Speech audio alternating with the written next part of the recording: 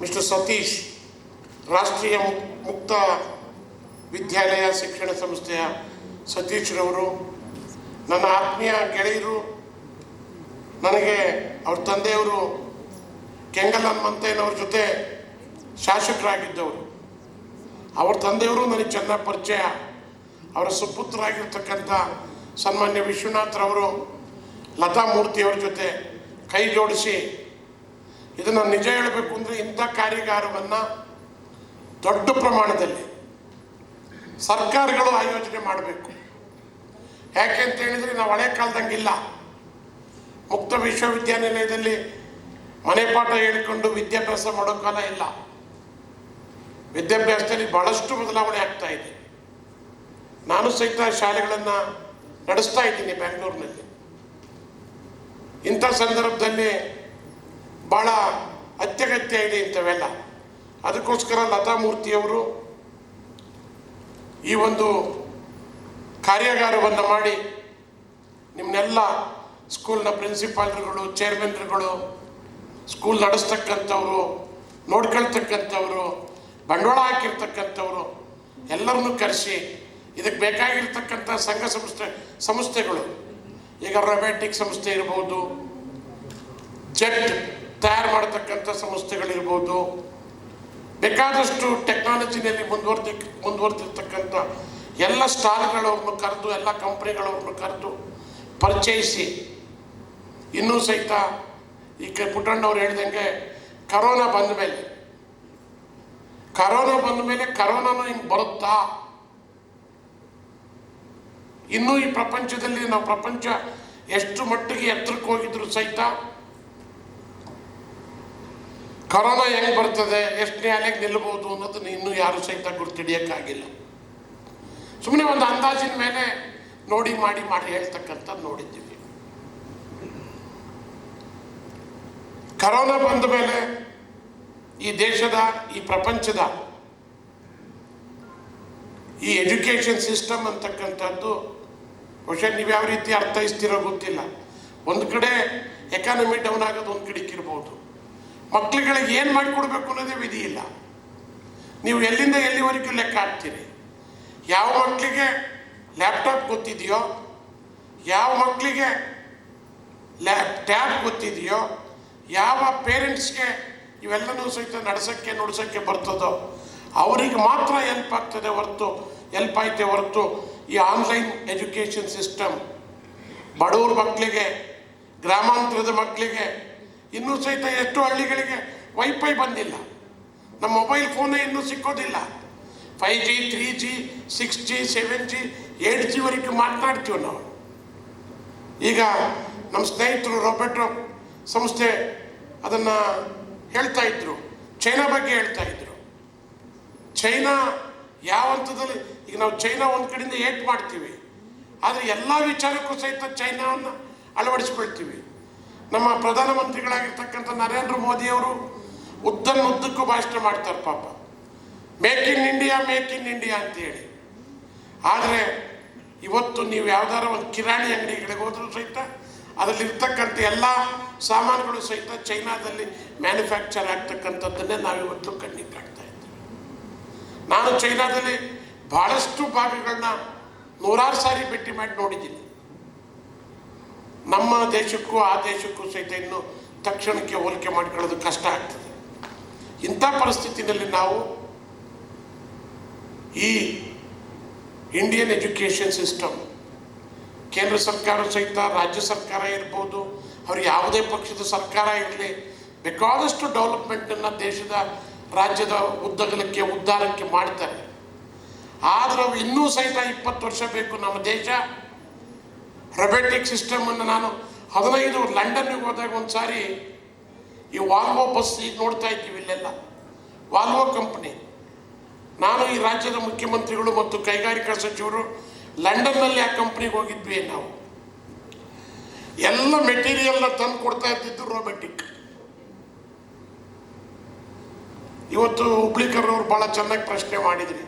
ಇಂಥ ಹೈ ಟೆಕ್ನಾಲಜಿನ ಉಪಯೋಗಿಸ್ಕೊಂಡ್ರೆ, ರೊಬ್ಯಾಟಿಕ್ಗೆ ಎಲ್ಲರೂ ಉಪಯೋಗಿಸೋದಾದರೆ ಎಲ್ಲ ಕಂಪ್ನಿಲಿ ಇವತ್ತು ನೀವು ಎಷ್ಟೋ ಕಂಪ್ನಿಗಳಲ್ಲಿ ನಾವು ಈ ವಾಹನಗಳನ್ನು ತಗೊಳ್ತೀವಲ್ಲ, ಎಲ್ಲ ಮಲ್ಟಿನ್ಯಾಷನಲ್ ಕಂಪ್ನಿಗಳು ಬೆಂಗಳೂರಿನಲ್ಲಿ ಇಂಡಿಯನ್ ಬೇಸ್ ಆಗಿ, ಈಗ ಉದಾಹರಣೆಗೆ ಮರ್ಸಿಡೀಸ್ ಬೆನ್ಸ್ ಇರ್ಬೋದು, ಆಡಿ ಇರ್ಬೋದು, ವಾಲ್ವೋ ಇರ್ಬೋದು, ಬೇಕಾದಷ್ಟು BMW ಇರ್ಬೋದು, ಬೇಕಾದಷ್ಟು ಕಂಪ್ನಿಗಳು ಇವತ್ತು ಇಂಡಿಯಾ ಬೇಸ್ ಮಾಡಿಕೊಂಡು ಇಂಡಿಯಾನ ಸೆಂಟ್ರ್ ಮಾಡಿ 16 ದೇಶಗಳಿಗೆ ಹತ್ರ ಇರ್ತಕ್ಕಂಥದ್ದಕ್ಕೆ ಇಲ್ಲಿ ಲೇಬರ್ ಚೀಪ್ ಅಂತ ತಿಳ್ಕೊಂಡು ವಿಯೆಟ್ನಾಂ, ಫಿಲಿಪೈನ್ಸು, ಚೈನಾ ಅದೊಂಥರದ್ದು ಭಾಳ ಚೀಪ್ ಆ್ಯಂಡ್ ಬೆಸ್ಟ್ ಲೇಬರ್ ಇರ್ಬೋದು.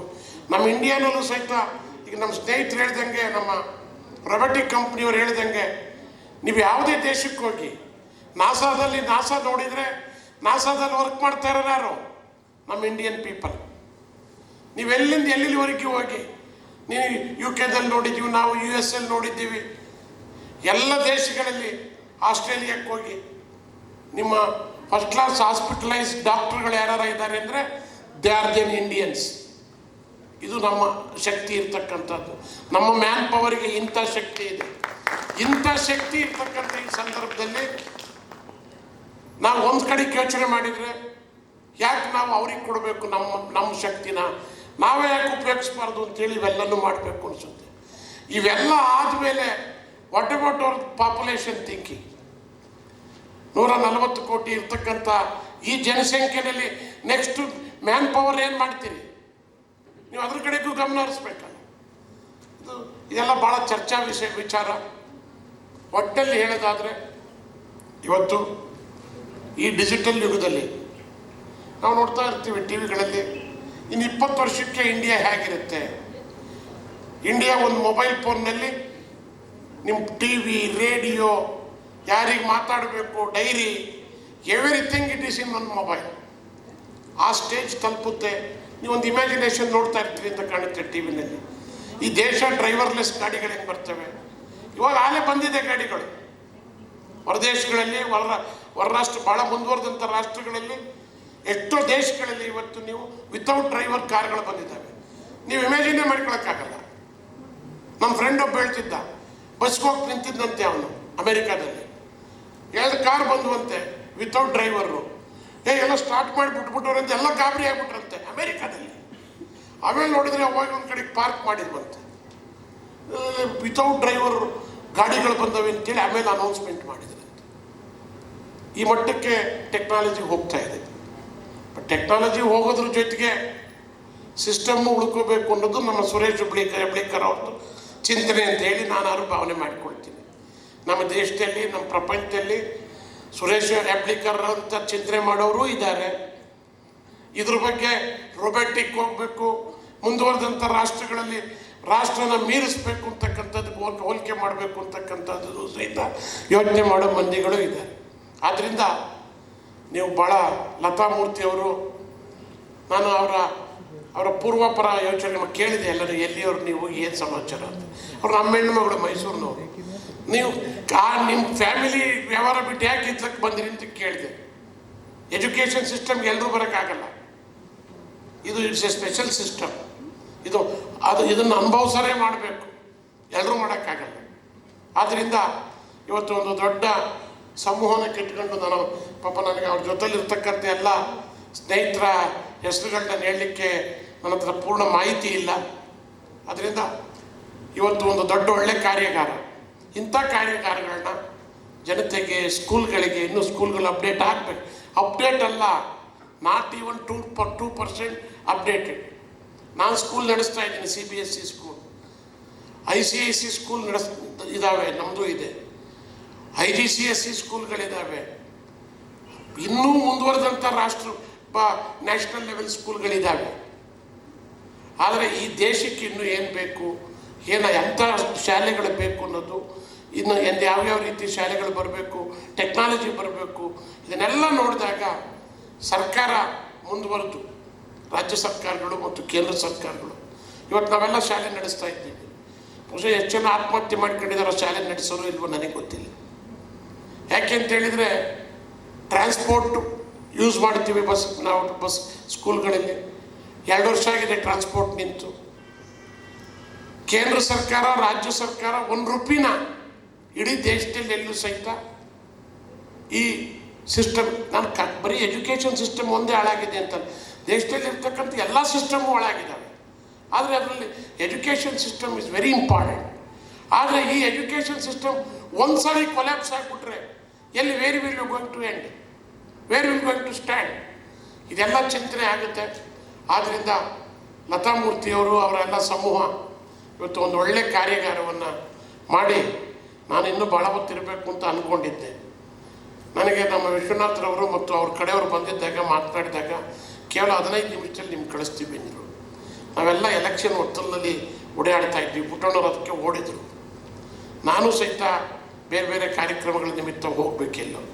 ತಾವ್ಯಾರು ಅನ್ಯತಾ ಭಾವಿಸಬಾರ್ದು. ಈ ಸಮಾರಂಭ, ಈ ಒಂದು ಕಾರ್ಯಾಗಾರ ತುಂಬ ಯಶಸ್ಸನ್ನು ಕೊಡಲಿ. ಲತಾ ಮೂರ್ತಿಯವರು ಕರ್ನಾಟಕದಲ್ಲಿರ್ತಕ್ಕಂಥ ಎಲ್ಲ ಶಾಲೆಗಳಿಗೆ, ಬರೀ ನೀವು ಬೆಂಗಳೂರಿನಲ್ಲಿರೋ ಶಾಲೆಗಳಿಗೆ ಕೊಡಬೇಡಿ, ಸರ್ಕಾರದಲ್ಲಿ ನಿಮ್ಮ ವಿಶ್ವಾಸವನ್ನು ಗಳಿಸಿ ಸರ್ಕಾರದಲ್ಲಿ ಒತ್ತಡ ತಂದು, ನೀವು ಇನ್ನೂ ಸಹಿತ ಯಾರು ಒತ್ತಡ ತರಕ್ಕಿದ್ದಾರೋ ಅವ್ರನ್ನೂ ಉಪಯೋಗಿಸ್ಕೊಂಡು, ನಮ್ಮಂಥವ್ರನ್ನ ಉಪಯೋಗಿಸ್ಕೊಂಡು ಹೆಚ್ಚಿನ ರೀತಿಯಲ್ಲಿ ಪ್ರೋತ್ಸಾಹವನ್ನು ಸರ್ಕಾರದ ಮೂಲಕ ಇಂಥ ಕಾರ್ಯಾಗಾರಗಳನ್ನ ಪದೇ ಪದೇ ಮಾಡಿ, ಯಾವ ಸ್ಕೂಲ್ಗೆ ರೋಬೋಟ್ ಕೊಡಲಿಕ್ಕೆ ಶಕ್ತಿ ಇಲ್ವೋ ಅಂಥ ಮಕ್ಕಳಿಗೆ ತಗೊಳ್ಳೋದಕ್ಕೆ, ಅದನ್ನು ಅಳವಡಿಸೋದಕ್ಕೆ ಕೊಡ್ತಕ್ಕಂಥ ಅವಕಾಶನ ಸರ್ಕಾರ ಮಾಡಬೇಕು. ಇಲ್ಲಿ ಯಾರೋ 1.5 ಲಕ್ಷ ರೂಪಾಯಿ ಸಂಬಳ ತಗೊಳ್ಳೋರು ನಮ್ಮ ಸ್ಕೂಲ್ನವರು, ನಾವು ರೋಬೋಟ್ ಆಲೆ ತಗೊಂಡು 4 ವರ್ಷ ಆಗಿದೆ. ನಮ್ಮ ಸ್ಕೂಲಿನ ಎಸ್.ಸಿ.ಪಿ, ನಮ್ಮಂಥವ್ರ ಸ್ಕೂಲಿನ ಎಸ್.ಸಿ.ಪಿ 1.5 ಲಕ್ಷ ರೂಪಾಯಿ ಫೀಸು, 1 ಲಕ್ಷ ರೂಪಾಯಿ ಮೇಲೆ ಫೀಸ್ ಕೊಡ್ತಕ್ಕಂಥ ಸ್ಕೂಲ್ಗಳಿಗೆ ಇವೆಲ್ಲ ಇದ್ದಾವೆ. ಬಿಲೋ ಲೆವೆಲ್ ನೀವು ಅದ್ರ ಬಗ್ಗೆನೂ ಚಿಂತನೆ ಮಾಡಬೇಕು. ಅದ್ರ ಕಡೆಗೂ ಸರ್ಕಾರ ಇಂಥವನ್ನು ಹೆಚ್ಚು ಸಬ್ಸಿಡೈಸ್ ಮಾಡಿ, ಸಪೋರ್ಟ್ ಮಾಡಿದರೆ ಡಿಜಿಟಲ್ ನಿಜಕ್ಕೂ ಸಹಿತ ಅಗತ್ಯ ಇದೆ. ಈಗ ನಾವು ಮೊಬೈಲ್ ಇಲ್ದಲೇ ಯಾರು ಬದುಕ್ತಾ ಇದ್ದೀವಿ? ಯಾರೂ ಬದುಕ್ತಾ ಇಲ್ಲ. ಇವತ್ತು ಏನೇನು ಸಿಸ್ಟಮ್ ಹೊಸದಾಗಿ ನಾವು ಕಾಣ್ತಾ ಇದ್ದೀವಿ ಅದನ್ನೆಲ್ಲ ಇದರಲ್ಲಿ ಈಗ ನಾನು ಬರ್ತಕ್ಕಂಥ ಸಂದರ್ಭದಲ್ಲಿ ಭಾಳಷ್ಟು ಮಳಿಗೆಗಳಿಗೆ ಹೋಗಿ ಬಂದೆ, ಸ್ಟಾಲ್ಗಳಿಗೆ. ಅವೆಲ್ಲ ನೋಡಿದರೆ ಭಾಳ ಸಂತೋಷ ಆಗ್ತದೆ. ಇನ್ನು ಶಾಲೆಗಳು ಅಪ್ಡೇಟ್ ಆಗಬೇಕು. ಅಪ್ಡೇಟ್ ಮಾಡೋದಕ್ಕೆ ನಿಮ್ಮ ಸಹಕಾರ ಅತ್ಯಗತ್ಯ ಅಂತಕ್ಕಂಥ ಮಾತನ್ನು ಈ ಸಂದರ್ಭದಲ್ಲಿ ಹೇಳಿ, ಲತಾ ಮೂರ್ತಿಯವರು ಇದನ್ನು ಇನ್ನೂ ದೊಡ್ಡ ಪ್ರಮಾಣದಲ್ಲಿ ತಗೊಂಡೋಗ್ಬೇಕು ಅಂತಕ್ಕಂಥ ಮಾತನ್ನು ಹೇಳಿ, ನನ್ನನ್ನು ಸಹಿತ ಈ ಸಮಾರಂಭಕ್ಕೆ ಕರೆಸಿ ನಿಮ್ಮೆಲ್ಲರ ದರ್ಶನವನ್ನು ಪಡೆದು, ನಾವೆಲ್ಲ ನಿಮ್ಮಂಗೆ ಬೆಂಗಳೂರಿನ ಕಾನ್ವೆಂಟ್ನಲ್ಲಿ ಓದಿದವರಲ್ಲ. ನಾನಾಗಲಿ ಪುಟ್ಟಣ್ಣವರಾಗಲಿ, ನಾನು 6ನೇ ತರಗತಿಯಿಂದ 10ನೇ ತರಗತಿವರೆಗೂ ನಾನು ಓದ್ತಕ್ಕಂಥ ಸರ್ಕಾರಿ ಶಾಲೆಯಲ್ಲಿ ಇಂಗ್ಲೀಷ್ ಮೇಸ್ಟ್ರೇ ಇರಲಿಲ್ಲ. ಹುಬ್ಳಿಕರ್ ಅವರು ಏನು ಸಾಹೇಬ್ರೆ, ನಾನು ಓದಿದಂಥ ಶಾಲೆಯಲ್ಲಿ ABCD ಗೊತ್ತಿರಲಿಲ್ಲ. ನಾವು ಓದಿದಾಗ ABCD 10th ವರೆಗೂ ನಮ್ಗೆ ABCD ಗೊತ್ತಿಲ್ಲ. ಆಮೇಲೆ ಚೋಟ ಮೋಟ ಮಾಡಿ ನಾನು 138 ಕಂಟ್ರಿ ಸುತ್ತಿದ್ದೀನಿ. ಅಲ್ಲಿ ನೀವೀಗ ಹೋಗಿ ಚೈನಾದಲ್ಲಿ ಕನ್ನಡ ಮಾತಾಡಿದ್ರೆ ಕೇಳ್ಯಾರ? ಏನಾರ ಅಲ್ಲಿ ಕನ್ನಡ ಮಾತಾಡಿದರೆ ಅವರು ಇನ್ನು ಬೇರೆ ಅರ್ಥ ಮಾಡ್ಕೊಂಡ್ಬಿಡ್ತಾರೆ. ಇವನು ಯಾರೋ ಹೊಸ ಚೈನಾದಲ್ಲಿ ಇರಬೇಕು ಅಂತೇಳಿ ಬೇರೆ ಥರ ಟೋಪಿ ಹಾಕ್ಬಿಡ್ತಾರೆ. ಆದ್ದರಿಂದ ಹುಷಾರಾಗಿರಬೇಕು. ಇಲ್ಲ, ಉದಾಹರಣೆಗೆ ಪ್ಯಾರಿಸ್ಗೆ ಹೋದರೆ ಇಂಗ್ಲೀಷ್ ಚೆನ್ನಾಗಿ ಗೊತ್ತಿದ್ರು ಅವರು ಪ್ಯಾರಿಸ್ ಮಾತಾಡ್ತಾರೆ ಹೊರತು ಇಂಗ್ಲೀಷ್ ಮಾತಾಡೋದಿಲ್ಲ. ಇದೆಲ್ಲ ವ್ಯತ್ಯಾಸಗಳು ದೇಶದಲ್ಲಿ ಇದ್ದಾವೆ. ಆದ್ದರಿಂದ ಇಂಥವೆಲ್ಲ ನೋಡೋದ್ರಿಂದ ನಾವೆಲ್ಲ ಭಾಳ ಎಚ್ಚೆತ್ತು ಕೆಲಸ ಮಾಡಬೇಕಾಗ್ತದೆ. ಅದಕ್ಕೆ ಇಂಥ ಸಂಶೋಧನೆಗಳು, ಇಂಥ ಕಾರ್ಯಾಗಾರಗಳು ಭಾಳ ಅತ್ಯಗತ್ಯ ಅಂತಕ್ಕಂಥ ಮಾತನ್ನು ಈ ಸಂದರ್ಭದಲ್ಲಿ ಹೇಳಿ, ಈ ಒಂದು ಕಾರ್ಯಾಗಾರ ಯಶಸ್ವಿಯಾಗಿ ನಡೆದು ಏನು ನೀವು ಉದ್ದೇಶ ಇಟ್ಕೊಂಡಿದ್ದೀರಿ, ಈ ಉದ್ದೇಶ ಸಫಲವಾಗಲಿ, ಇನ್ನೂ ಹೆಚ್ಚಿನ ರೀತಿಯಲ್ಲಿ ಬಳಕೆ ಆಗಲಿ ಅಂತಕ್ಕಂಥ ಮಾತನ್ನು ಹೇಳಿ ನನ್ನೆರಡು ಮಾತುಗಳು ಮುಗಿಸ್ತೀನಿ. ಜೈ ಹಿಂದ್, ಜೈ ಕರ್ನಾಟಕ.